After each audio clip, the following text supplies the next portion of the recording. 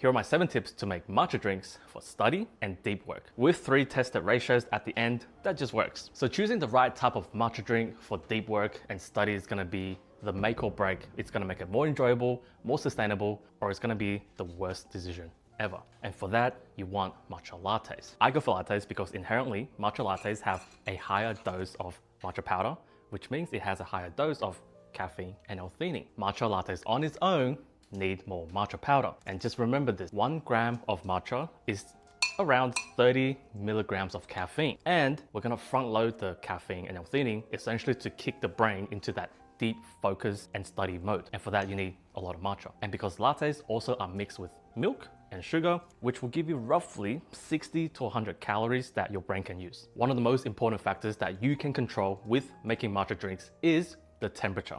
Too much heat, you're gonna over extract the flavors, making it bitter, and too little heat, or if the water is too cold, it will extract fewer flavors. For matcha lattes, the most standard way is to make it hot. And if you have a kettle, but you don't have an EKG kettle that can control the water temp, leave your boiling water for 5 to 8 minutes. Usually on the higher side, you're gonna find that it's gonna be a little bit more mellow. Don't burn your matcha. It will just ruin your drink no matter how you're making it. On the same token, too cold, the flavors will be undeveloped because it takes longer for the flavors to be extracted. And also it won't whisk and blend properly. So if you've been drinking room temp water or cold matcha and you find it has been a grainy, clumpy experience, that might be why. Just remember this though. Hot water will give you depth. Cold water takes longer to extract, so it's gonna take longer to extract that depth. There's absolutely nothing wrong with cold whisking matcha. It's just gonna make your matcha profile very different to a hot water. For hot water, stay between 70 to 80. If you're going 85 or if it's boiling, you are on the edge of ruining your drink. So 85 is the max I would go. Bamboo whisk and matcha.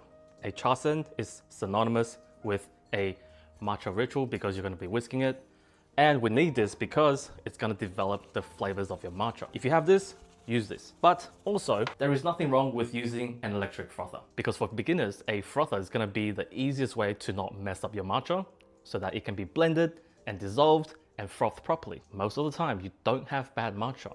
You are impatient with the whisking and the frothing process. So if you're using a bamboo whisk or if you're using electric frother, after sifting it and frothing it in the milk, in the water, go back in with the scoop or a spoon, scrape all the things at the bottom and spin it again with the frother. Done.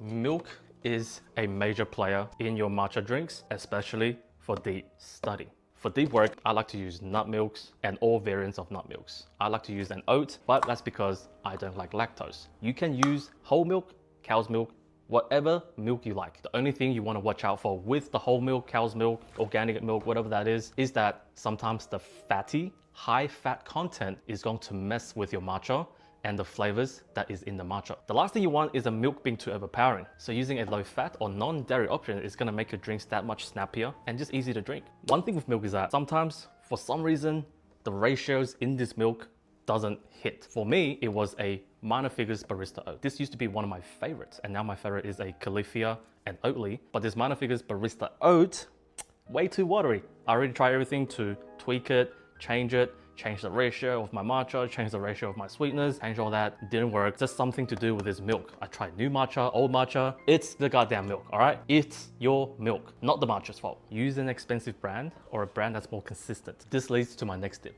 the milk to matcha ratio. The matcha base that you want is between 40 to 100 mils of matcha liquid. Keep in mind, for a strong matcha base on its own, you need to use less water. More water will expand and dilute your matcha flavors. So if you want a strong matcha, use less water. And it works the same with milk. The more milk you use, the weaker the matcha tastes because you're expanding the drink as a whole. My favorite ratio so far are the smaller drinks because I just find it more ideal to sip on it for longer periods of time. It's like sipping on a beer and having a chat with your friends instead of taking shots of vodka and tequila to get plastered.